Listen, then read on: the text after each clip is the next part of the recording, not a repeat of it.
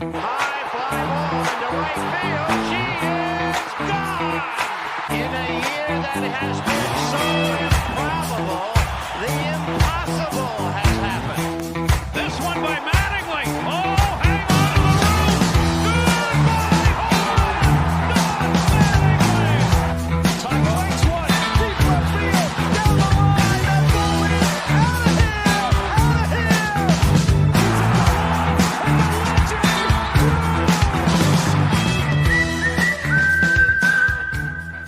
Second pitch for a guy who'd never thrown more than 30. Unbelievable stuff from Will Klein. They'll talk about his name forever. It doesn't matter what he does the rest of his life. The name Will Klein is going to live on. What's up, everybody? Welcome back to another episode of Tablesetters, covering all things Major League Baseball. As always, I'm Steve, joined by my tag partner, Devin. What's going on, man? What's up? What's up? Welcome, everybody, to episode 117. This is a special one. We gave you a hint there after the intro.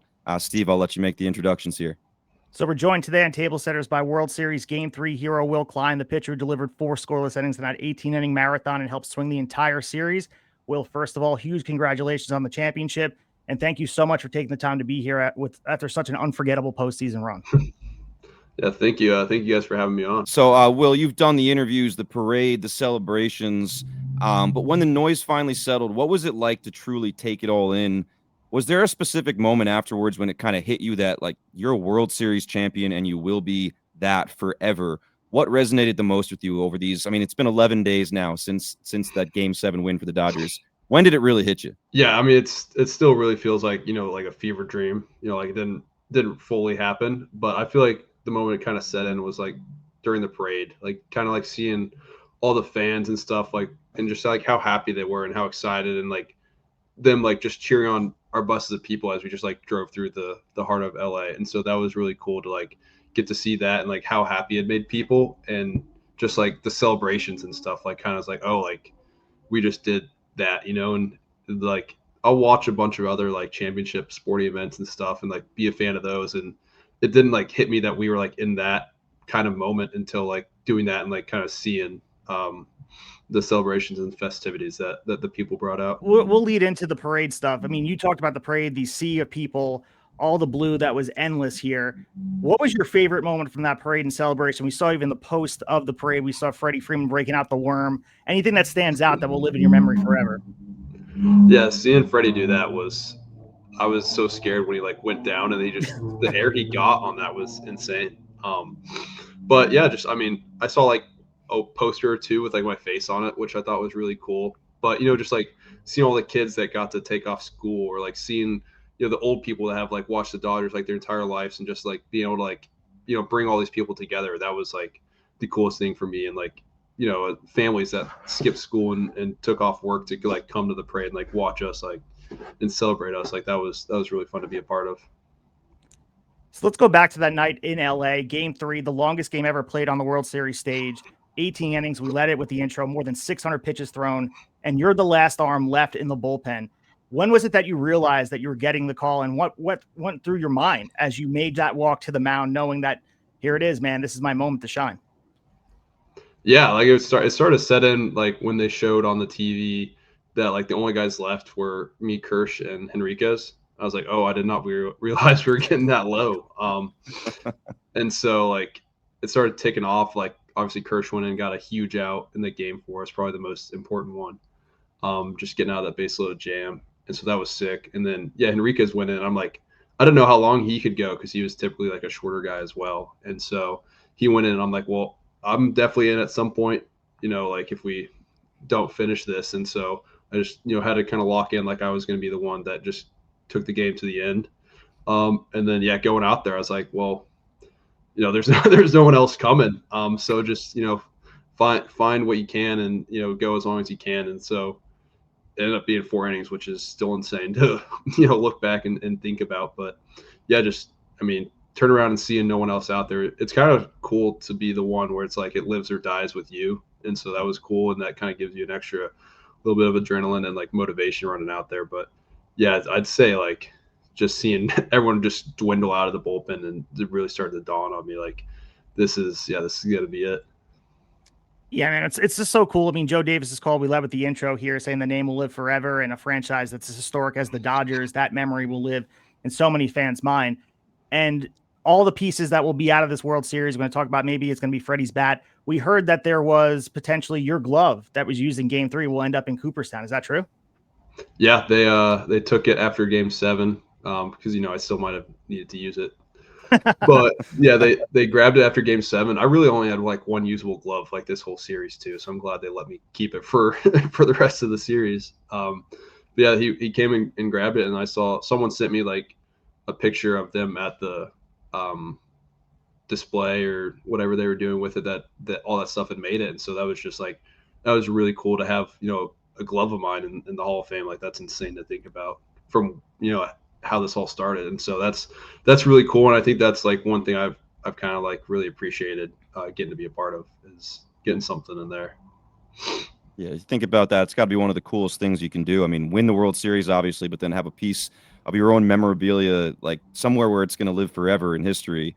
That moment, Steve kind of talked about it. One of those moments where I would think most pitchers either dream about it or dread it. The game on the line, bullpen empty.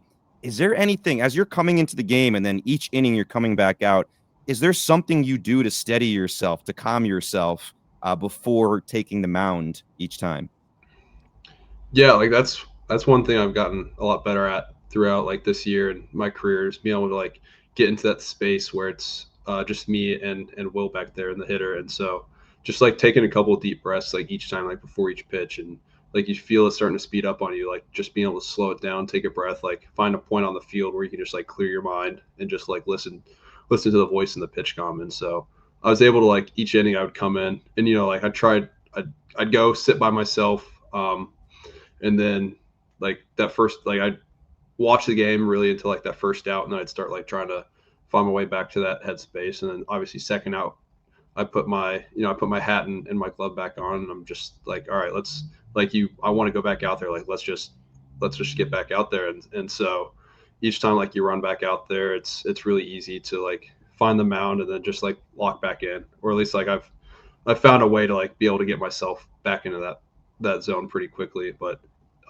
yeah, just being able to calm myself. Like I've seen a couple of videos, and I don't even realize I'm doing it at this point, but just like a big like deep breath before like each pitch, or like between hitters and stuff. And like that's just become like a subconscious thing at this point, which is nice that I don't have to like actively do it, because that's an easy way to like come out of it as well. And so that was a big thing that really helped me. So we talked about that line being 4 scoreless, and you struck out 5, and all the memorable moments shifting the momentum. But you look at the miles per hour, you're averaging 98 to 99, still deep into that outing, long past where your normal workload is. As we mentioned, Joe Davis's call, so deep. Was it all the energy from the crowd feeding off everything was going there? And what did that reveal about your preparation and competitive edge of like, hey man, I can even probably go longer if they needed me to? Yeah, I feel like I could have, and then I sat down like after they told me I was done. I was like, I don't know, we would have found. Hopefully, if I had to go back out there, I'm sure it would have gone great. But I'm glad we didn't have to find that out. But yeah, like I hadn't thrown.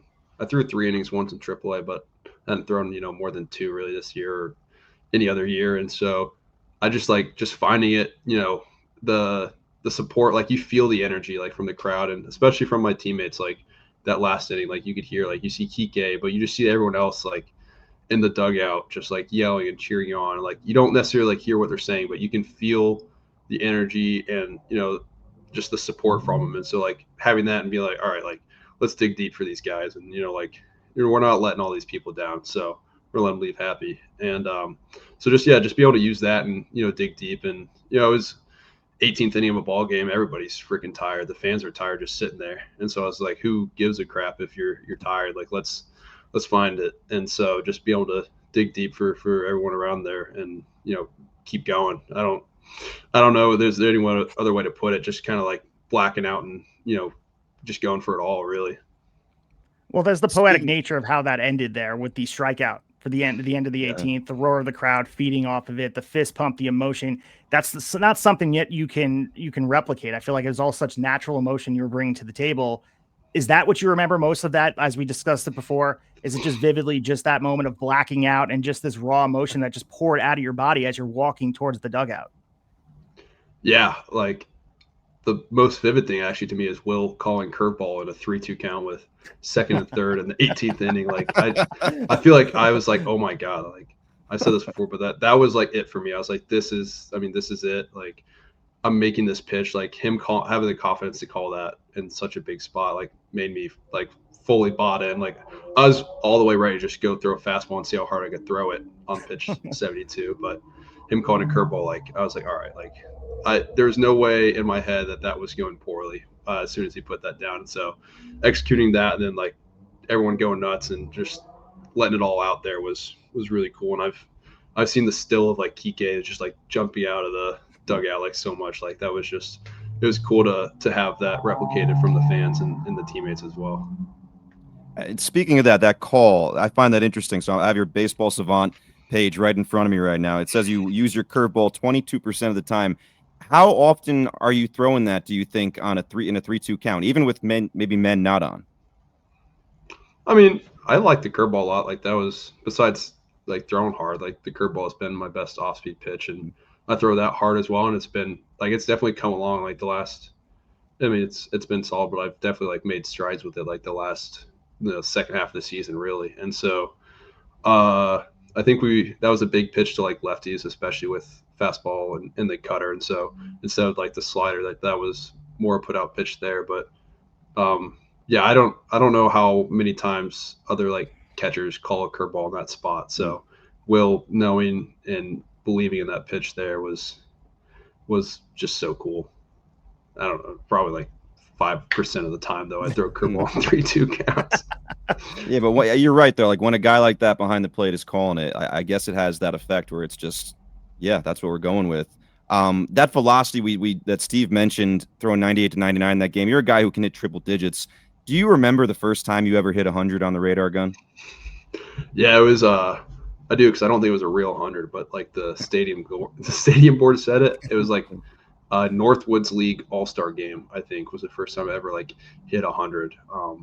But I think that was like 99 something, but it showed like 0-0 on the board because they didn't have room for 3 digits. So I was like, I'll always remember that because that was really cool. But I think I hit it like in indoor live ABs after I got drafted during the COVID like shutdown. And so I specifically, like that one was real. And I remember I did Clay Dungan, who was another Indiana guy with the Padres, got my first like actual 100. So that was pretty funny. Now, something I'm guessing you're familiar with, the ABS challenge system. You've had some experience with that, I'm guessing, in AAA, correct? Yeah.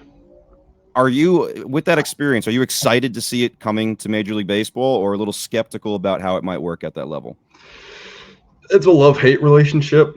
Obviously, like you love having the instant feedback and everything, but there's the whole thing of like, is it like, what is the strike zone? And so like they have it defined as like a certain height percentage of a hitter, and it's like it really goes like right above the belt, which like seems so small for a lot of guys that like kind of crouch down and can make it even smaller. And so like we've had guys say that they've been able to cut a couple inches even off of theirs. And so then it's like, do you take it off their standing height or their like stance height or what, like, and it's halfway through the plate, and so like the frontal plate, so it's not like if it just crosses the front. And so it'll be interesting to see how guys are receptive of it and during the season, because I know like during spring it was like tested, and obviously in AAA we've had it.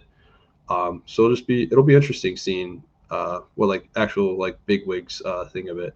But no, as a guy that like likes to throw up and lives at the top of the zone, it's not my favorite because I feel like it cuts off like a good like top, fifth of the zone maybe, and so that's tough because hitters will get real patient, and then the top of the zone is like belt height, which isn't good for anybody. So, but they can make changes. I'm sure it doesn't get passed to the MLB level without it being like 100% like perfect and agreed upon. So I'm excited to see what they have in store for it.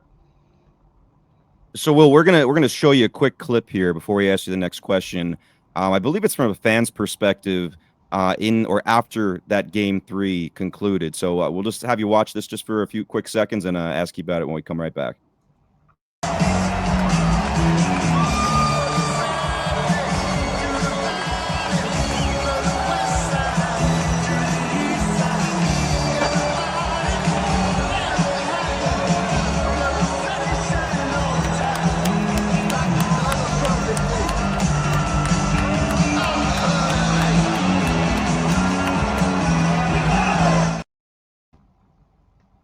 All right, so pretty cool clip there. I mean, being surrounded by all of your teammates. I want to focus on kind of the end of it with Dave Roberts there. After the game, he said, in the postseason, people talk about the superstars, but a lot of times it's these unsung heroes that you just can't expect. And guys, come to pass and pop. Tonight was Will Klein's night. What did it mean to hear that from your manager, especially after everything you went through to reach that moment?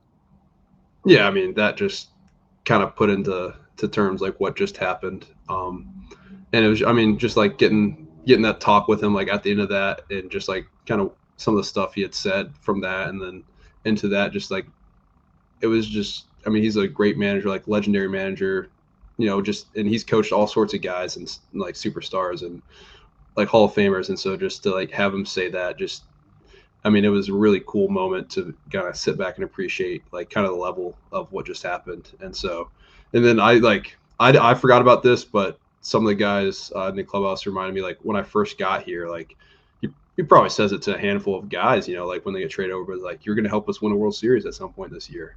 But I'm sure that's like everyone that comes over, it's like Dodgers are expected to win a World Series. It's just like, it's going to happen. It's inevitable. But to actually like have that come like full term there was really cool. And so get to appreciate that with Doc was really cool. And then I got to ask another thing about what your manager said after the game. He said if the game had gone longer, it probably would have been a position player on the mound. So I got to ask you, which position player do you think would have gotten the call there? Kike, Rojas, a surprise candidate maybe we don't know can throw on the mound a little bit? I think Kike was out of the game. So it was 100% Mickey. But we also, I think like they saw now, but like Yama was in the bullpen. So I think Yama would have had the 19th inning. Good thing that didn't happen because obviously he was able to win 6 and 7. So that was really cool. But and then, I don't know who it goes to after that. Just send people in on the mound, see who can throw a strike and, just pray at that point. But that would have been really interesting to see. So I feel like everyone's so stressed out about getting a hit off a position player and then it being the World Series. It might like work against them. So it might just be like everyone's rolling over or something like crazy like that. But I'm glad we did not have to find out. Well, the way Yamamoto was throwing, dude, like I feel like he probably could have pitched in all these other games and continued to go. And like the guy was an absolute monster. And we will talk about him in a second. But one thing I do want to ask, as you Google your name and you obviously see your name everywhere, but there's these Will Klein appreciation shirts. They're all over social media and Dodger fans are rocking that. That has to be surreal, right? Like to be where you're at this point. And like we said before, we don't want to understate it. You are going to live in Dodger lore. Those shirts are being rocked downtown LA. People are talking about their friends. They want a piece of this Will Klein history. It's awesome. That's so cool. Yeah. Just like I've seen that one. And then like the one where it's like tough as nails too, where it's like a beard, like made of nails. And I was like, that's just like so cool, cause I'll wear shirts of like everyone else. And so just like having one that like, I can give to like my family and stuff like, hey, this was, me and stuff. And so that was really cool to, have that kind of recognition of, that, and just to be a part of obviously like Dodgers history with that one is really cool. But yeah, just the shirts are so cool. I'm a huge fan of like random like niche shirts, and like I like the designs are sick, and just like the plain like appreciation day is just so funny, and so or appreciation shirt. So I'm excited to get my hands on some of those. Yeah, dude, it's so awesome. And we talked about how deeply this city connects with its team. We talked about the parade and all of that. But really breaking down this whole series, we watched even Game 7 was this seesaw back and forth. And at one point, you guys were down 3-2 heading back to Toronto. You were down your last 4 strikes at some point. You mentioned the confidence when you were on the mound. Was there ever a point when you suddenly became just positive this was going the Dodgers' way? It felt like this was written in the stars. The Dodgers are going to be repeat champions. Yeah, I feel like the entire series, like obviously there were like doubts like in certain games and stuff like, oh, we're going to lose this one. But there was never like, we're going to lose this series. Like it always just with guys and everyone they had on the hitting and pitching side, like there was never like doubt that we were going to lose the series. There was a couple of times where it's like, okay, we got to pick it up, like a sense of urgency. But I think the moment for me was when Doc was rounding second and just ate it. And everyone just like started like rolling around, like laughing. Like I was on the floor for a good like 5 minutes from that. And so I think like everyone's like super tense, and like you want to be like locked in. You want to be like ready to play. Like game 6 down 3-2 is not, for the lighthearted, but you got to be able to like enjoy it still. And like if you're playing too tense, it's not going to go well. And so just like being able to cut the tension there, and like everyone like kind of started laughing, and that video went all over the place. And so just like having that moment to kind of bring everyone back to earth and be able to like sit back and enjoy it a little bit. Like that was a moment I was like, this is what we needed. Like you kind of felt like the team, like the energy shift a little bit to where it's like no one was as worried. And then, game 6 went pretty smooth. But yeah, game 7 was terrifying. I was like sitting, I was like trying to find a different position that like might bring our team good luck. Like move the ball around the bullpen. I think I did like 20 flights of stairs, like walking up and down, like trying to find a spot to sit that, would work. And, but like it was a little worrisome down 4-2, but then Muncy hit that home run off Savage. And we're like, okay, like that's a guy we had not been able to get to. Like doing that is like put some faith back into everybody. And then, Miggy being 3-2, like you have to pitch to him because obviously Show's next, and you can't just keep walking him. You don't want to put the winning run, or the go-ahead run at the plate, especially with, everyone they have in the lineup. And so you go and pitch to him, and I think he hung a slider, and then he hits that, and you just see like everyone go like, oh my God, like we did it. Like, and then Will's home run was insane. Like I freaking blacked out for that and could not believe what just happened. So that was, but I just rambled there for a little bit. Sorry, but that was a fun and super, super stressful game 7. It's hard not to just keep on talking about that game when you start, because just one moment kind of goes and bleeds into the next. Both of those home runs, I think, hit pretty much to the same spot, which is incredible. Yeah. But I want to rewind game 7 a little bit, and I can't wait to ask you about this part. So many moments in game 7, but pretty early in the game, Andres Jimenez sticks his hand out, seemingly trying to get hit by a Wroblewski pitch. The next pitch, he actually gets hit, obviously not on purpose with what the situation is. So there's yelling, there's shouting, bullpen's empty. Did you ever think you'd be running onto the field from the pen in a game 7 for a potential brawl? No, I mean, that was just crazy that had happened. Because you understand Jimenez a little bit. Like there were 2 pitches like up and in, but then the one he had stuck his hand out at him. So it's like, all right, like we're even now. Like don't stick your hand out. That fastball went up, and then he got him. So like you understand, like he's a little annoyed.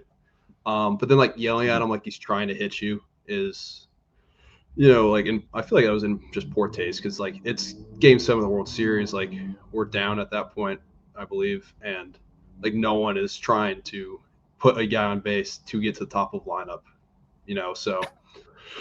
But then I think Sheehan was the first one out, and he was like, we got to get out there. And so it's like he sprinted out. I'm like, oh my God, like we got to get going because we can't let their guys beat us in. And so we were sprinting in, like that's fast as I've run in a long time. And you get in, and like the time bullpen to get in there, especially like that far out, like it's all over at that point. So like we get in, like everyone's like kind of going back, and then like some yelling starts again, and we're like, all right, like we're in the action now. But it was separated, and it was relatively tame. Like some guys yelling that didn't need to be yelling at people, but game 7 of the World Series, like you're not looking for that to happen. Like maybe regular season, like in a chippy game or something, but like in such a like tight like 7-game series, like no one's intentionally throwing at guys enough to like have that happen, But that was fun. I also think that was another turning point. I was going to say, kind of fired the guys up a little bit.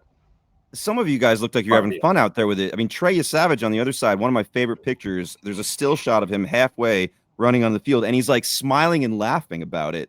So were most of the guys out there kind of having fun joking around, and there was just a few people chirping? Because I did see, I mean, there was some people yelling when they go back and they show the clips, but for the most part, was it relatively lighthearted out there? Yeah, like you go out there and you're like, all right, like, what can we do? And then everyone's already done fighting. You're like, all right, it was fun to come out here and like have this little like scuffle, but you always like look to see if like anyone's still like chirping and like what's going on there, and then try to see what's going on. And like I think most of it was done. Like there was some chirping still John Boy did a good, breakdown of everything that happened, which was funny because I hadn't like rewatched that, but like seeing kind of the timeline of events and who was getting yelled at by whom, like it was pretty funny to watch that. But yeah, just like getting it run out there with the bullpen, like doing absolutely nothing, but just occupying the diamond was pretty funny. So we do talk about you talked about your stops and, you talk about 2020 hitting 100, 5th round pick out of Eastern Illinois. The path that you had was not as straightforward. Kansas City, Oakland, Seattle, and then you found your footing in LA. A lot of what we see from LA and how they develop pitchers and also they develop hitters on the same breath, there's a culture to bring the best out of some players. So what do you see from Los Angeles and just stepping foot through those doors of the expectation and really what they brought out of you? Because clearly brought the best Will Klein out of you in the biggest moment. Yeah, I mean, a lot of it was just like the belief they had in your abilities. Like, it's like that first day I sat down and talked to them, and they're like, "All right, like, what do you do best?" And we just like went through it, and then I'm like, "What do you guys see?" And then we went through that, and we kind of like came up with a plan. And my slider was kind of a wishy-wash, like didn't know what it wanted to be, and so like we banged that, and we just went fastball, curveball, cutter with them for a little bit, and they're like, "If we need to add another slider, we will." And so we went through like the first little bit, and they're like, all right, you're not doing as well against righties. Like, let's see what we can come up with. And then McGinnis worked his magic and boom, sweeper. And so that was a big pitch for me against righties, like the last quarter of the season and then in the Stay Hot camp, then in the World Series through it quite a bit. And so just having them like be able to come up with that was really cool. But just like the confidence and, belief they instilled in you and everybody else and kind of the buy-in to the plan. Is cool. Like having the daughters say like, you're going to be really good. You're like, all right, maybe I am really good. And so like, it's just as simple as that. Like a lot of it's a mindset thing. Cause you don't get like, no one gets to that level, like by sucking. And so like a lot of times it's all mental and just being able to find it in yourself. And, when things go wrong, like having that capacity to like right the ship as well was a big thing. So like talking to some people on the mental side of things, like, be able to help and find that on the mound, like while you're out there by yourself, was a big thing too. And so they just have like a great group of coaching and help, and every side of the ball, like they have someone for it. And so it was just be able to talk to everybody really and then come up with a plan and execute was the best part. And we talk about culture, obviously, and everyone from the outside looking in believes this is a dynasty already in the making, as we talk about all the World Series championships that have been accumulated, if not more. Was there, and we've seen the edict out there of obviously we apologize to no one. This, Dave Roberts talking about quote unquote ruining baseball. Was that like a buy-in that you guys had playing? I wouldn't say the villain, but there is something to be said about being this heavyweight, defending a title and being this formidable force that everyone, for the most part, was trying to take down. Was there something that everyone believed in that? Yeah, I mean, it's kind of fun when everyone's against you, like there's a whole like underdog prove them wrong. There's a whole like villain like ruin their days kind of thing too. And so that was fun to be able to play that side because I've never done that. It was just I just kind of happened upon coming here, and so get like having that and like buying in and like just I had fun, but I'm not getting paid a bunch of money to go out there and do anything, so just like having people like say all that stuff was kind of funny because I'm just sitting there like, all right, I don't know what you guys are talking about, but but like a lot of people like, yeah, there was a whole like ruining baseball thing, but like you can't just put a dollar bill on the mound, and have that go play for you. Like there's so much that happens through 162 games plus the postseason plus spring training that like you can't account for. And so just a lot of the other stuff they do and like you see teams try to trade and like try to do the same stuff and it doesn't work out for everybody. And so just like a lot of the culture and programming and stuff they built behind the scenes like plays into account there. But that the villain thing was pretty funny, like having and like it was really cool like playing against an entire country because like I had fun. Like Toronto was cool, but like having an entire country against you, like it being like kind of the U.S. versus Canada, like was kind of cool too. And so I enjoyed that a little bit. So I got to ask you about another moment in Game 7 that I think for me is personally going to be the one moment that stands out, maybe more than the others over time. Ernie Clement hits a ball in the bottom of the ninth that just keeps on carrying, just keeps on going, and Kike keeps on running. Looks like he's going to have to try to basket catch to catch this thing. And obviously Andy Pages saves the day, runs Kike over. Kike apparently thought the game was over, which is why he stayed on the ground. What was your vantage point as someone who's in the bullpen? What was your vantage point for that play? Like, could you see what happened as it happened? Yeah, I mean, I thought the game was over when they hit that. Just like it was a curveball that was about to bounce, and he looks like he hit it like off the wall, and like you just see them take off, and your first thought's like, oh my god, why are we so far in? And then you just see the ball keep traveling. You're like, never mind, that thing's like that's going so deep, and like you're first just watching Kike because like he turns and burns, and like he's got his basket like catch ready, like he's got the glove flipped, and he's like trying to track it, and you're like, oh my god, like that does not look like it's going to go well. And like I wasn't watching Pages at all, like I was just like locked in on Kike, like please catch it, and then out of nowhere it just gets dunked on, and you're like, oh my god.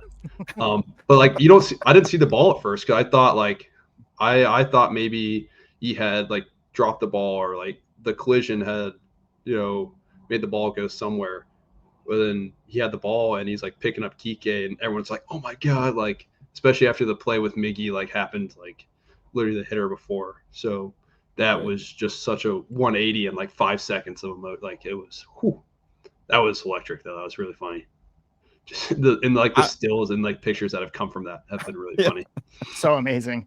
Even Kike's reaction in the post game talking about it, and like just Kike the whole thing. I mean, we could probably spend a whole hour talking about Kike Hernandez and the things he brings to the table, because he was hilarious in the follow up and in the celebration and all that stuff. I think he told the reporter he liked his nipples, that whole thing. But there was a lot of like Kike was on the ground, as Devin mentioned, and he thought the game was over, and Andy went over to him and shook him and said like, I caught the ball, and he got up and started sprinting. It's just like, yeah, he got up and like took off. I'm like, oh my god, this is just so funny. I mean, in some of the highlights, I noticed the camera was put on Clayton Kershaw a lot for his reactions, and a lot of times you were standing right next to him, or a few times I caught on camera. Kershaw, obviously a legend of the game, vet on the team, but he looked as or maybe more nervous than the rest of the guys that we saw on camera during that game. What was it like sharing some of those moments with him in what we knew one way or another was going to be his last game? Yeah, I mean, it was just cool to have him out in the bullpen for, that. And I think everybody like went into that game, like knowing it was game 7, but knowing it's also like Kersh's last day. And so just getting to like be around him, like sit next to him, like just talk to him during it was cool. But I forget which home run it was, but there was one where he gets up and like starts like running around after it, and I was just like sitting next to him like with my hands on my head like, oh my god, what just happened? Yes. But he just like starts like running around like, did we do it? And that was just so cool to like see that like joy from everybody out there, but like especially like a veteran Hall of Famer like guy like Clayton Kershaw like get to enjoy it like that. And then he didn't even know we had won the game, by the way, like when that last out happened, because we're pretty sure he had the next hitter because he was a lefty. But yeah, like because there was only one out at the time too, and like Bardo had to go get him like, Kersh, like we won, and he goes, and he just like starts running in. So that was really cool to be around. You mentioned that play a minute ago where Miggy is able to get the force out at home right before the Pages play, where he kind of, Miggy kind of stumbles a little bit and is able to get it home just in time. So IKF has taken a lot of criticism, especially the next few days after it, like on Twitter or social media, about not getting a bigger lead and then also not running through home plate, or instead of sliding, which is what he did. Do you have any thoughts on that? The criticism that he took for that the days after that play? Yeah, I mean, I saw, I think it was Merrifield had tweeted something like a great breakdown from like a player, like an actual player's like point of view. Like it's real easy to like sit behind the TV and like watch it and be like, you should have done something completely different than what you did, even though you're the one getting paid to do it. But like if you get doubled up at third to lose the game, that's so bad. Like, so you're worried about the line out, and the whole thing is like you get as far from third as a third baseman is, so nothing like bad can happen. And I think that's what he did. And I think that's kind of was Witt's point. I think that was who it was. And so it's like people can see the result on like that play because it happened exactly like it did. But if that's like a step anywhere else, like he's safe. And so it's say unfortunate for him. And then I don't know how many guys you see run through home there. I don't know if that's taught, like you slide, like I don't know why there's a discussion there. There's probably it's probably faster, but I think everyone's taught to like slide in those situations. And so I don't think that's really in the back of his mind. And I feel like if that was like a strategy there, like it's probably relayed from your third base coach. And so the fact that he slid, it's like, that's probably the right decision. I'm not a hitter, so I have no freaking clue, but just like watching the game, it's like, I don't think he really did anything wrong. That's just a really tough play for him to be on the wrong side of, but if that's like a throw that takes Will anywhere else off the bag and you're sliding versus like if you stand up and he can like tag you somehow, like if it takes him up the line and he's standing and he can tag him, like it's why didn't you slide? But it's something happens. There's always something wrong with what happened instead of it just being a crazy play, Yeah, and the insane part about this series is it feels like every game was interconnected, and like you talked about the lead and all that in Game 6, obviously ends on Addison Barger being doubled off by Kike. Right. So I feel like that played a part of IKF, and like that had to be in everybody's mind because that was the conversation after Game 6 of like, don't get doubled off, and that you can't be doubled off and all of that. And I just feel like that's the edge you got, and it came down to literally micro inches that you had the series being decided on. It's just one of the better World Series we've ever seen in the history of baseball from an objective point of view. Yeah, it was really cool to be a part of. Obviously, it's my favorite World Series, but I've seen a lot of people saying like how I would like to be able to watch that as like a neutral observer, but that won't be able to ever be able to happen. But just getting to experience it, like that was cool. But there was also the play like earlier that game where I forget who like showed bunt, pulled back once he was in, and they hit a line drive right at him. And Jimenez, so, yes. Yeah, like that same thing happens, and he steps on third, and the game's over. It's like you can't get doubled off at third to be the last out of the World Series, And so it's just like there's no right answer for anybody at home. You could say one thing, someone else would come up with something else, and so it's like the ones that play the game ultimately made the decisions, and it unfortunately like went how it did for him, and he's probably getting a lot of crap for it, which sucks because we've all been on the end of stuff like that, but. I don't know if there was a right answer there, but I'm sure he and his coaches have talked about it, and probably, I mean, you can't get doubled up, you can't get like tagged, so it's just it's a weird play with a lot of like intricacies and past game knowledge that probably played into it. So we'd be remiss if we didn't mention Shohei Ohtani. You mentioned before just playing alongside of him and watching him throughout this season. One of the athletes, when you have a spotlight on him, obviously you can be the most scrutinized, but also celebrated. I think it's one of those guys, a generational player. I don't think that's hyperbole at this point. He balances the massive expectations, the global attention that comes his way, and truly the daily pressure of not only being the face of the Dodgers, but feels like he's the face of the sport, all while producing potentially, tomorrow we're getting the MVP awards being announced, potentially at another MVP level. From your vantage point inside the clubhouse, what sets him apart in the way he handles that kind of spotlight? Is it the prep? Is it his discipline? All the above? The way he interacts with teammates, whatever you observe that allows him to stay so grounded and consistent despite everything that comes with being Shohei Ohtani? Yeah, I mean, I think it all starts with, discipline. And so be able to stay in your routines and what you do day to day without like succumbing to pressures and, what everyone else is saying. Like he could have like a 1-for-4 game and he's going to get, crap from people for whatever. And he could go probably 2-for-4 and, get people yelling at him, and so it's just like insane what he gets, but he's just able to like, you just put it on the back burner, like don't even look at it and go about. And I don't know how he has enough time to do like prep hitting and pitching. Cause I feel like I do a lot just to be able to throw. And so then to be able to start and lead off every game and be the best at like both of them is absolutely insane. But he doesn't act like he's like the best player ever, like in the clubhouse. Like he's such a nice guy and like goofs around. And, you see like all those little clips of him, like in the dugout and stuff when he's like not playing, and it's just like having fun. And so like being able to like do that, I think probably takes that weight off him. But he's just an absolute freak, like genetically as well. Like he's, I don't know, you could go on for hours about like how good of a baseball player and person he is, but it's just cool. Like, I really just appreciate like watching him play, even as just a baseball player in general. So just being able to be his teammate and get to see it from the inside is really cool. And he's also like one of my wife's favorite players. So her now us being teammates with him, like she was so excited. So that's an added bonus. I mean, that's so awesome. And like you see him participating in all the everything going on in the dugout, and we see the dance that started. Is there a backstory behind that dance where everyone's waving their hands? Or is that just something that started organically when you get on second and you just want everybody to know you're happy to be there? Is there a story behind that, or is that just something that grows throughout this 162 game marathon? No, I believe that's our hip lock stretch. It's just something I guess it was a Dodger staple, but they were already doing it when I got there.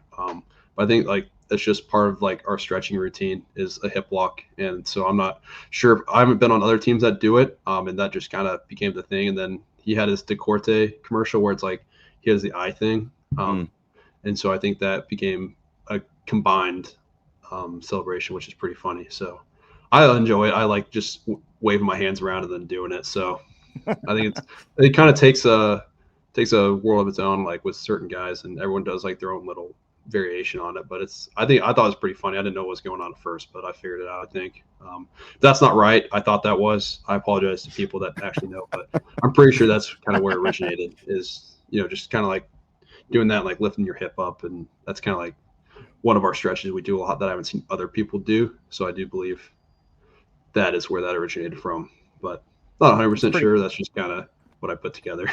That's pretty cool to see. I mean, Shohei did it. Freddie was doing. Everybody was doing it. We've seen other teams Freddie's do like the funny. bear claw. Yeah, Freddie's is a little different than everyone else's. Yeah. With the Ohtani stuff, I will say, and this is purely from a fan's perspective, I'm sure the players do not feel like this at all, but the only thing, that Miggy home run is obviously amazing, will live in lore forever, but it did rob us of seeing Shohei up, being the potential last out. And it just reminded me of like he had to face Mike Trout in that World Baseball Classic to end it, Japan against USA. It almost reminded me like it kind of would have been on the other end, and we didn't get to see that. Obviously, he still comes up, and I think Hoffman's able to get him out. But were you guys thinking about that all? Like, it might come down to Shohei as the last guy out there. I think everybody was thinking of that. I think that Hoffman was thinking about that, Yeah. Definitely. You have to have something in zone because you're not letting Shohei hit a 2-run go-ahead home run. But yeah, like you weren't looking past Miggy, but it's like in the back of everyone's mind. Like I don't remember who said it, but like you feel Shohei when he's in the 3-hole, which I thought that was so funny. It wasn't, but and like you feel him when he's on deck, especially, and so just.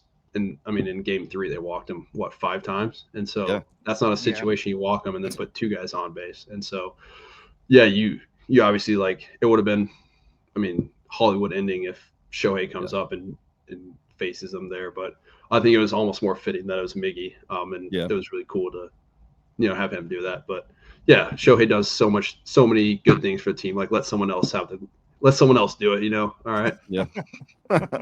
In like an alternate universe, if Miggy doesn't get on and they get Miggy out, Shohei's up with 2 outs, nobody on, down 1. Do you think they walk him again, or do you think they kind of pitch to him but not really, don't really give him anything to hit? Like that was what's fascinating in my head as that is all breaking down. I'm thinking, what are they going to do here? Because obviously, like you said, they walked him a bunch intentionally throughout the series. Was Will hitting second that game? Will was hitting second. Yeah. Oh. I don't know. I don't know what you do there. That's tough. Yeah. Obviously, it doesn't matter because it's Will, Freddie, or Mookie. Like, pick your poison there. Like, so they might not have been hitting the best, but they're, in the biggest moments, they all do something. Like Freddie, Mookie had a couple of those, like a big 2 RBI hit, like earlier in the series, and or I think it was game 6. Mookie had that big hit when he was in the 4-hole, and everyone's like, oh, like that's and Will obviously had hit a home run earlier in the series, and so it's like I don't think there's any good way around it. And so it would have been interesting to see, that's for sure. I think they probably would have, or like you get him, see if he can chase like the first 2 pitches, and if you go 2-0, you put him on, and then. But again, like you don't want to put the go-ahead run up to bat, and so it's it's that game of chess. Like they walked him 5 times, and it may have worked then, but you try it again, and it bites you in the butt, and now you look like a tool, and like why did you walk him? And so there's like no right answer ever, because anything could go wrong at any point, and you're like, someone's always going to yell at you for it. But I think, I wouldn't have wanted to face Shohei, but I also wouldn't have wanted to face Will or Freddie or Mookie. So it's like, all right. I got to ask about Yamamoto a little more too here. Obviously, World Series performance was the stuff of legends. 3 wins, pitching on back-to-back days, Game 6 and 7, ultimately earning MVP honors, well-deserved. From your perspective, what stood out the most about his preparation and mindset during that stretch as you watch all that stuff go down? I mean, he does the exact same thing every day, and just like goes through hours of prep, and has Sensei there like walking him through it and everything. And just like the amount, like the stuff he can do is insane, like mobility wise, like splits on with his feet elevated and stuff like that I could only dream of. And I think I'm pretty flexible, and it's stuff like I can't even get close to. And so just like that stuff, and all the throwing prep he does with the javelins and the volleyballs and all that, and like everything he goes about and does every day, he kept doing every day. And you just see it in the long tosses, every day. And it's insane. You're like, why does he do that? And then he wakes up after throwing 6 innings and the arm feels good. And you're like, well, maybe I should start trying that. But yeah, it's just like the way he goes about his prep, and just like is so locked in, and his breathing and his mentality stuff is just like every day is the exact same. So you're doing as much as you can to feel the same the next day. And so just that, and then getting him down to the bullpen as like, even if it was just like a psychological thing, like for the other team, like seeing him like down there, and then he started throwing, he's like, I feel good. And you're like, oh my God, like no way he's actually going to the game. And then you're like, Yoshi's in the game. You're like, and he looked better. He almost looked better in Game 7 than in Game 6. Like his stuff was as sharp, if not more. And you're like, this guy's a freak. Like my arm would have been detached from my body if I had thrown one more inning. And he went 9-6 and then Game 7. So it's like, I don't know. No amount of prep I could do would get me there. But it's just, the stuff he does and how he goes about it is second to none, I think obviously Game 7 was in Toronto, but I believe they also had a watch party for fans in the Raptors basketball stadium. And I saw a clip of in the stadium, they're obviously it's up on the big board, and the camera pans to Yamamoto warming up, and there is just this loud groan that goes through the entire stadium of the watch party seeing him get ready. And I think that like paints the picture, like that's how good he had been. And I wonder if some of the players were feeling the same way. I got to ask though, like he and Trey Savage kind of notably threw tons of splitters in that series. The splitter seems to be the in vogue pitch right now. From your perspective, why do you think we're seeing that pitch more and more?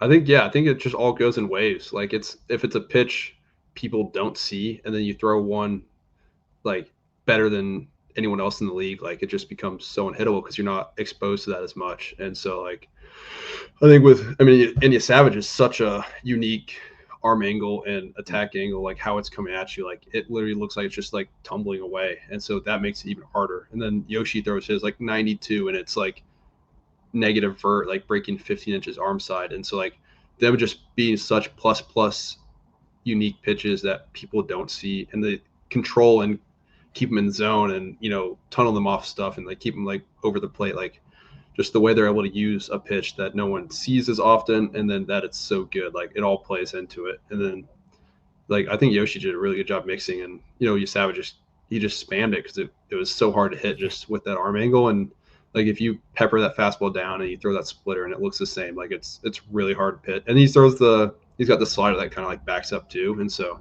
it was just like a really tough way to like pick out which pitch he's throwing, and he did a good job. But yeah, I think just the lack of exposure to splitters, and you might see the wave like of more guys throwing them, and then they if the ones that are average like aren't as effective as they used to be because everyone's throwing them and you see more of them. And so it just kind of like, and it'll go in cycles, like same thing with like sweepers or four seams or sinkers, like it all goes in waves. Like as people get more exposed to them, other people go away from them, and then they become less exposed and they come back, and it's just kind of like that. But they also just throw the grossest like splitters in the world, so I don't think that'll matter at all. Like, I don't know how Yamamoto throws his 92. It's freakish. And even watching him in the dugout too, in between innings, and then people are making memes about it, like me while my wife's shopping in Target, I'm just throwing the ball. Like this guy is just, I mean, every bit of just as advertised international signing comes with, because we talk about the pressure that Ohtani got. There's a lot of pressure on Yamamoto as well. He's being well sought after. The Yankees wanted him, all that stuff. Winds up in LA. Tweet. Yeah. So there's a lot to this where Yamamoto had a lot of the heavy lifting of there's expectations on him as well. So he showed up and his name's going to live forever in lore. But for you, like before arriving in LA, we talked about the culture and being there. You moved through 3 organizations in less than 2 years. Talked about KC, Oakland, and Seattle. How did that stretch test you mentally, and what ways did it shape your perspective of really preparing to make the most out of a situation, especially with the opportunity the Dodgers gave you at the end of the game? Yeah, like a big thing it did was help me like refine my own routine, because like you kind of take things from each spot you go, but it's like everyone's going to be different. So like finding something I can do that's the same, that keeps me in the same spot. Ooh, yeah, you go. Okay. That keeps me as in the same spot as I can be, like place to place, day to day. And so that was a big thing, like developing my routine. And like you keep adding stuff, and obviously like you can subtract and add as you go, like day to day, but like finding good things that help me feel what I need to feel like each day. That was a big thing. But yeah, like went to A's and I didn't make the most of my opportunity there. Like I got a decent run for how poorly I was pitching at the time. And so like it kind of puts you in the headspace, like shoot, like you lost that opportunity. But to get to Seattle and I do the same thing. I like don't pitch great, don't, make the most of it. And, it kind of gets you mentally, and that kind of, it just ping pongs back and forth. Like you're not in a good headspace. You don't pitch well, like it only makes it worse. And so that kind of like happens, and it happens quick. And so just be able to like get yourself out of that. And so that's a big thing of what I did with the Dodgers. Like I talked to our mental guy here and in OKC, like about good stuff. And I got some, like, he gave me a couple of recommendations for like books and stuff to like help. And so like a lot of that was be able to find the mentality to like go out there. And then if it goes poorly, like get yourself back, because the mound's lonely, and if you're out there like thinking about how badly it's going, like it's only going to get worse. There's no one out there like tell you, it'll get all right. So just being able to like find it mentally, like, and so you have to go through the dark times to see the light. And so getting to go from team to team and having those failures really helped, especially because there's no better time to not fail than in Game 3 of the World Series right there. And it was, it's either you kick ass or it keeps going poorly. Like, so what's the worst thing you do? You suck. You've already sucked. So it was just like finding like the mentality wise was probably the best thing I learned from, getting passed along a little bit. The mental health side of things is so fascinating, because that's such an obvious thing when you think about it, especially for all athletes with the pressure, no matter high leverage or being on that stage. As you mentioned, you made it there for a reason. And I think the investment, obviously the Dodgers have invested in that, and maybe other organizations doing the same. But I think the emphasis is that we talk about the in vogue pitches and all that, but it feels like the mental health side of the game needs to be appreciated in a big way for the athletes, and to have that resource, such a valuable thing. And I mean, speaking out about it is so awesome. Yeah. Like not every team has one. And so just like having teams that have access and resources and good resources at that, to help has been huge. Cause like everyone, you see it. And sometimes you don't see it.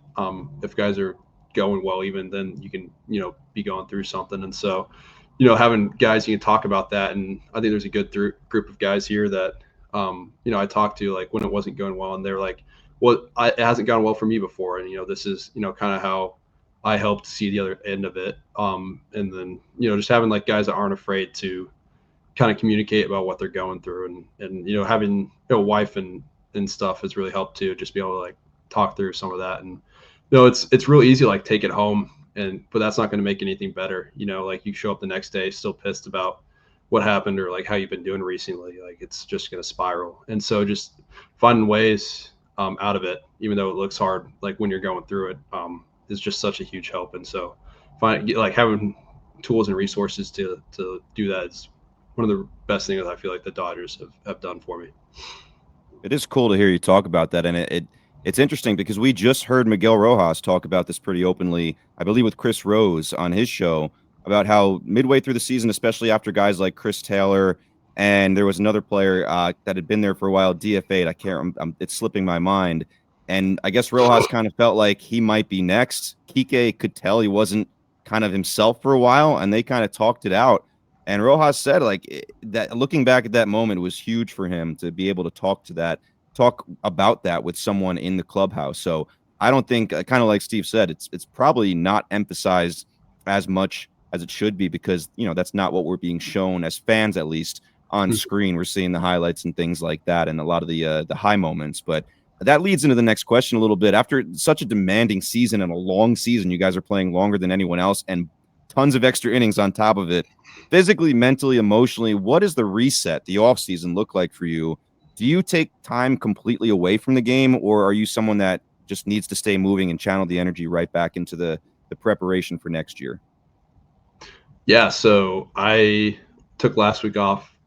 We had a whole bunch of celebrations and all that, and then flying home, and got home Thursday or Friday. And so, but I'm just taking this week off as well, and I'll get back going Monday. It's really easy to celebrate and look back at what you've done, but there's next year and you want to do it again. And so at a certain point, it's like, all right, we did that.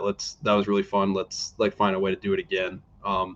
And in the past, I've taken longer off, but I've never finished baseball in November. And so that was a new one for me. And so just trying to figure out what other people did. And so, and just with the length of, the wear and tear on your arm. So I'm just taking 2 weeks off, because there's not a lot of, spring will be here, at the beginning of February. So you got to get back on the saddle at some point. But I mean, it'll be fun to start training and work on, some of the kinks and because there's not a lot of time to work on stuff during the World Series, or even the end of the season anyways. And so just be able to attack some of the stuff we saw during the year will be nice.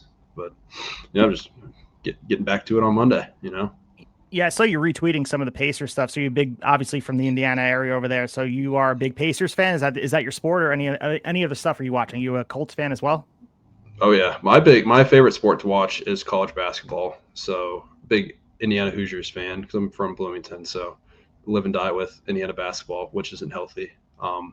But same thing. And I've watched all the football games too, but there hasn't been as much cheer about until the last 2 years, which has been really fun. So big Indiana fan. And then, Colts have been a pleasant surprise this year. That's been fun. And then I was in OKC for a couple of the finals games last year. So we went and watched them at a bar, and that's awesome. And that was fun to get yelled at by OKC fans because they lost anyways. But it was cool to be in that atmosphere. And that's what I was saying earlier. I was I was in OKC for the finals, and it never felt like that's kind of what I was doing on this end, until I kind of just oh wait, that is I'm so invested in watching other sports that when I'm playing it doesn't necessarily set in that I'm doing to others what I do myself. And so it was kind of funny to be all right, that was really cool to be a part of. But yeah, huge Hoosiers and Indiana sports fan, just in general. Is there a belief in Daniel Jones, and you and Devin are kindred spirits? Come on, don't ask this. Don't ask this question. I'm just saying. There you go, right there. Will, you may this by a store in Tacoma. They said they were supposed to give it away to kids, but no one wanted it. And this was before the season started. And I was I'll take it. Because he's in a Giants jersey, man. That's why. Listen, Giants jersey, Colts jersey, freaking Ole Miss jersey. I don't care. Did he go to Ole Miss? I think he's a Duke kid. I think Duke, he's a Duke that's kid. right. We usually Giants. So Steve and I are New Yorkers. Steve happens to be a Packer fan in football, but I'm a Giants fan, and we usually go Ole Miss. I mean Jackson Dart, Eli Manning, but I don't know what you guys have done there with Daniel Jones, but it looks like I'm watching a completely different player. Yeah. Well, Shane Steichen's done a great job with the offense. Yeah. And you guys said Saquon, there's a reason they paid Daniel Jones a bunch of money a couple years ago. He wasn't bad. Right. But I just think the belief kind of disappeared, and he when he struggled, and it could have been the same thing we just talked about. It's real easy to watch other players suck and be that guy sucks, and you're well, that guy's a person too. There might be other stuff when you expect him to just perform, or perform so high every time. But I think Shane Steichen helps. Our O-line is also disgusting. That's true. Yeah. I don't know if you've seen the holes JT gets to run through half these. I have. He might be the MVP this year. I mean, I think at this point, as a week 11, week 12, he's leading the MVP he's leading of the the NFL in points. He's beating all the kickers in points, which is absurd. That's never happened. It might have. I don't know. I just made that up. But I believe and, it. like, yeah, but then you had Saquon, but we also have like Pittman's been great, and Warren's been a great tight end addition, and Yeah, you just have such a good line, and then the defense like works like well with the offense, and it's just like, and I love oh shoot, what's her name? The owner now. Oh, Ursay's. I don't remember. Yeah, Yeah, the daughter, right? Carly. Is it Carly Ursay? Again, you could convince me that that's correct. I'll get it It for you. sounds Hold on. right. I feel so Steve's bad. gonna now. find it. It's Carly or Well, St. edit- Gordon. That's me. Okay, Yeah, see, I knew. You're right. I knew. Correct. Yeah, You're right. don't yell at me, people, please. But yeah, just like having her on the sideline with like the headset on, like listening to the plays and like being that invested, and it's just been really cool. Like I think her and Shane Steichen and then everyone else like that's in the front office like has done a good job like believing in him almost and giving him the tools to succeed. And you know, he had that bad game against the Steelers, which was unfortunate, and everyone's like he's going back to his old self, but then they bounce back and you know win that game in Germany. Like that's a tough place to go play against a pesky team. So right. I was not a believer at the start of the season. I was excited for Anthony Richardson. I was a really big fan of his, and I thought like he was going to be a freak, like if he got time to develop. He did not, and he's always hurt, so that sucks. But Daniel Jones has been so. I have a friend that was a Giants fan too, and we used to talk about Jones like in his early years there, and it's cool that he's kind of reinvented himself, like go like Sam Darnold or those guys. I mean, there's only so much we as Giant fans can take. We had to watch Saquon go to Philadelphia and win a Super Bowl. If Daniel Jones goes and wins a Super Bowl the year after, I might have to like stop watching football for a few years. That would be really funny, actually. That'd be pretty rough. That'd be so unfortunate. You guys had Eli Manning though. You're fine. Like you had the good and days. you also have those two big wins that. over. I mean, come on, dude. You broke the Patriots' undefeated season. The Giant fans are a little bit spoiled. It's getting further and further away. The helmet catch. Come on. Yes. Come on. The only thing that helps is that we share a town with the Brady Jets. We share it with the Jets, so sometimes like even we could be really bad, but it could be worse. That could be a Jets fan. So. That's a garbage fire. Well, let's shift back to the baseball side of things. Yeah, no, me too. I mean, that is the tie we all have together. We have the Jets, all these quarterbacks that reinvent themselves elsewhere, and now Daniel Jones doing it with the Colts. But as we look ahead to 2026, you mentioned taking some time off, but you're going to get prepared for the season coming up. What are the areas you're most focused on? What are you looking to do? Tighten your command, expand your pitch mix, taking on a larger workload because we saw you can actually handle the longer innings and do what you did. Or maybe you want to carving a more defined role of really one of baseball's more competitive bullpens. And also a follow-up to that is who's a guy in the majors that you haven't faced that you're like, I really want to face this guy to challenge them. Okay. Yeah, just like first of all, like I think my command got a lot significantly better in my time with the Dodgers than when it was before. Like, besides those 2 walks in the 4th inning, which could have been better, should have been better there, but I hadn't I walked like maybe 2 or 3 guys my last like 15 innings or something, and it gotten better where I'm just like going at guys and not.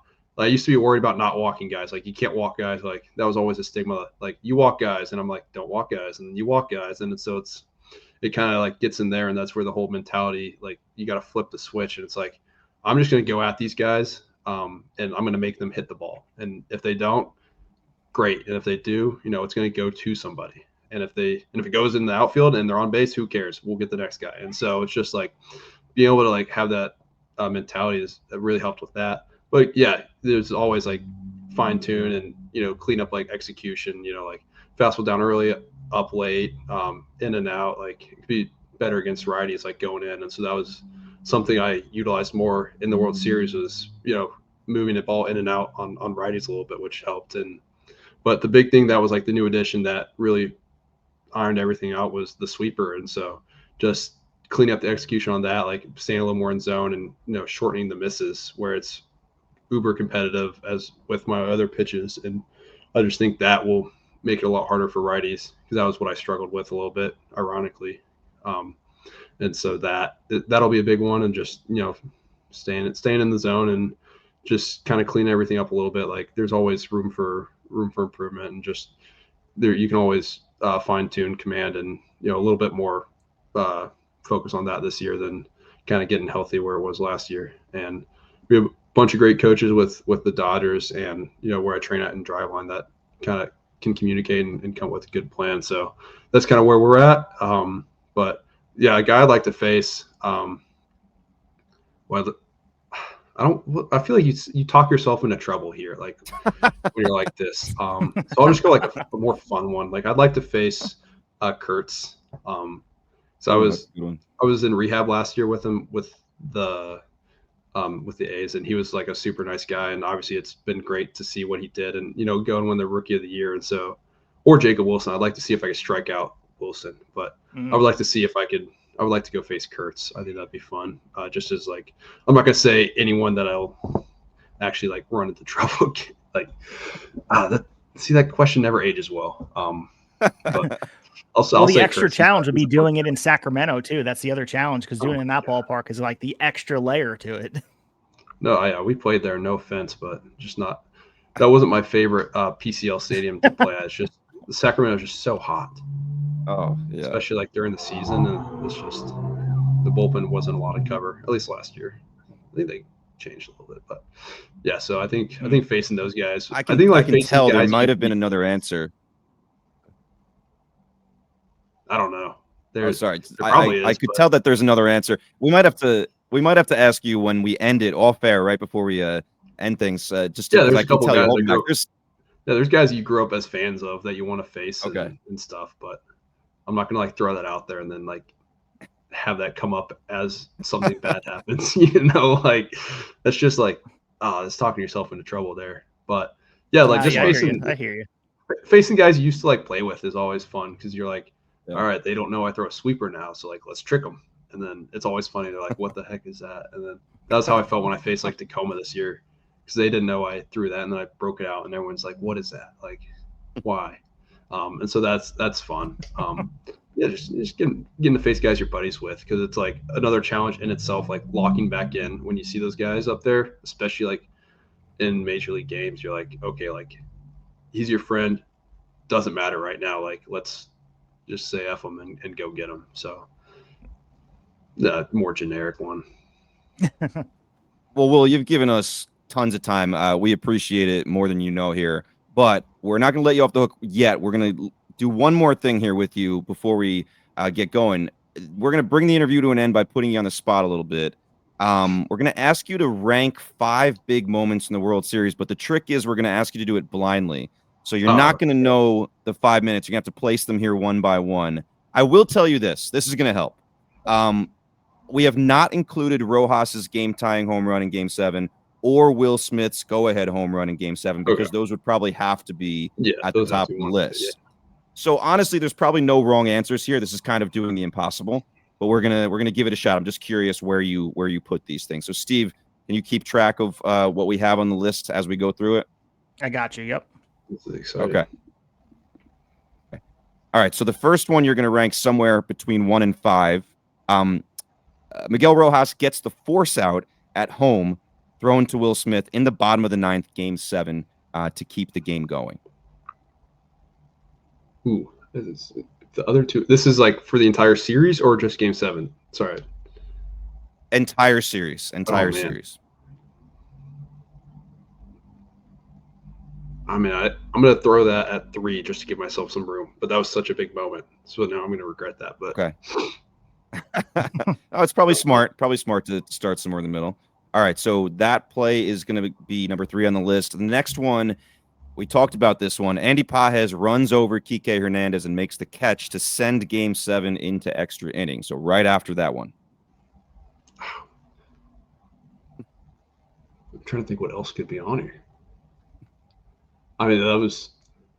I'm gonna put that at 4. I feel like that was like a. I mean, that's a hard catch, but I feel like that one was probably going to be made, even though it did like make our hearts drop. So, yeah. Tentative 4 there. All right, so we have the 1 and the 2 and the 5 spot still open. Next one on the list here: Will Klein throws 4 heroic shutout innings in relief to allow the Dodgers to win in 18 innings of Game 3.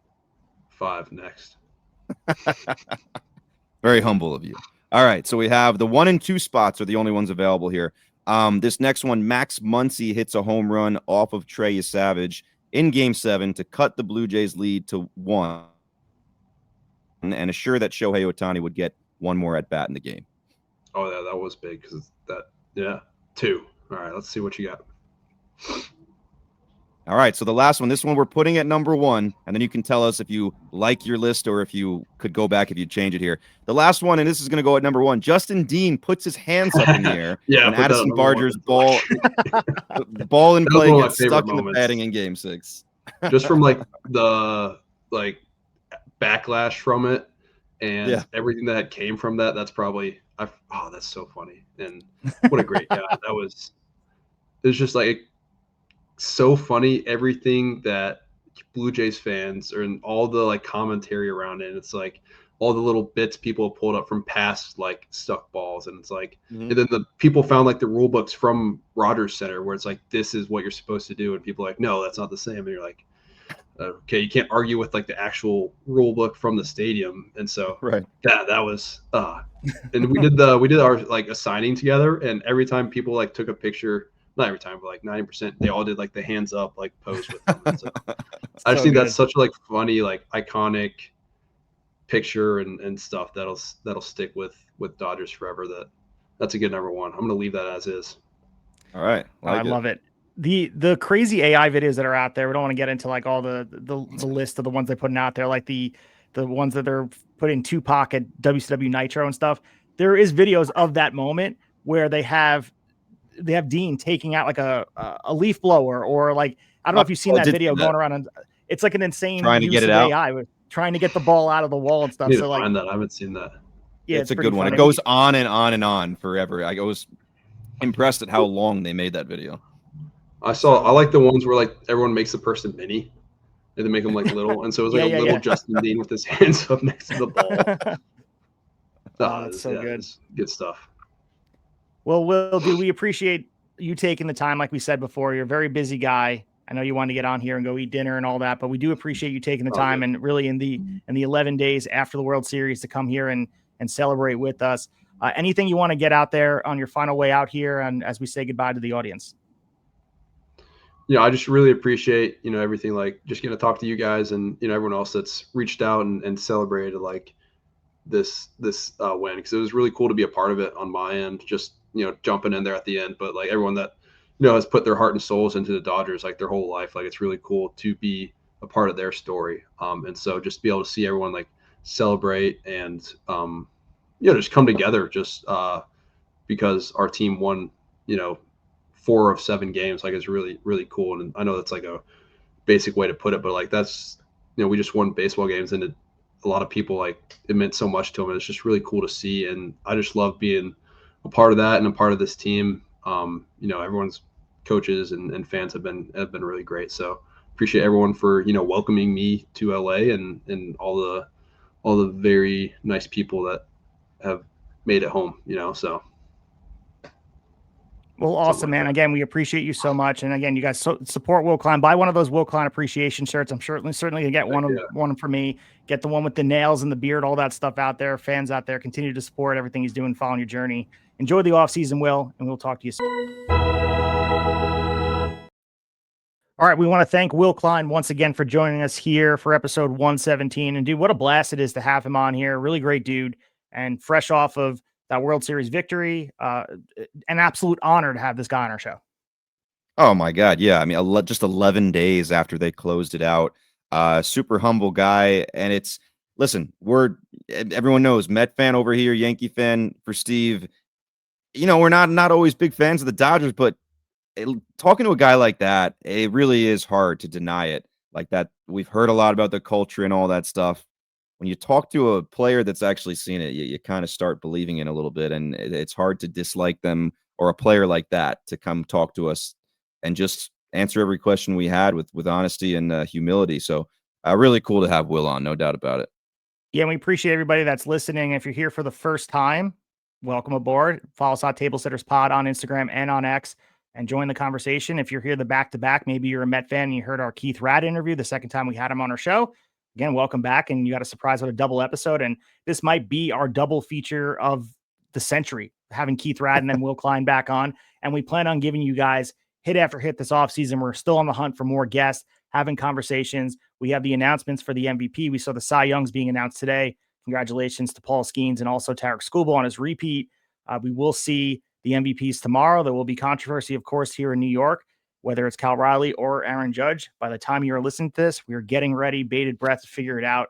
I think Shohei Ohtani, as we discussed during this show, Will Klein, has the NL MVP pretty much sewn up and all the controversy. And then we look forward to really what is the winter meetings. I know the GM meetings were happening, but we're fresh off into the hot stove, and I feel it's going to lead us right into the WBC, and then all of a sudden we're back at spring training, Devin. Yeah, I like that. I like the way that sounds. Yeah, and we'll even at some point we'll start talking some college baseball too, like we did during the offseason last year. Get a couple guests from that world, hopefully as well, like we did last year on here on Tablesetters. We're in season 2 now, and you're right. It's season 3 is going to feel like it kind of comes very, very quickly. But like Steve said, if you are joining us for the first time, I hope you guys go find us on the socials, IG and Twitter, and subscribe on YouTube as well. If you like what you heard, you enjoyed the episode, go give us a review. It helps big time. Okay, Apple, Spotify, wherever you're able to leave us a review, we would appreciate it. But as Steve said, we'll be back relatively soon, whether it's just us or with a guest. We're going to keep this rolling. We are not taking any time off in the off season. And we are an international podcast. Shout out to our Finland listeners. We are trending at number 5 right now. I know we're in Japan, we're trending, and I think there's some other countries there, but we are number 5 in Finland. Devin and I are having conversations like, are there billboards of us somewhere? Are people listening to us out there? Well, shout out to our Finnish friends. I know you guys like your hockey, but clearly you like your baseball and you like the way we present it. Yeah, man. Shout out to Denmark and Canada too. I believe we are, somewhere in the top 250 there too. But to see number 5 in a country, man, pretty cool. So thank you to you guys and USA. Like we're your guys, man. Like help us out here. I know there's a lot of competition, but put us on the map a little bit. And if our faces are on billboards anywhere, make sure you send us those screenshots our way. We need to see them. Absolutely. And on that way out, we started the episode with Joe Davis' sweet call for Will Klein. We will lead out with the outro for how the World Series ended. So until that time, we will talk to you after a while. And as always, happy baseball. Bounces one up the middle, bats to the back, over to first to beat the champ. You gotta knock him out. The Dodgers stand tall and win back-to-back titles.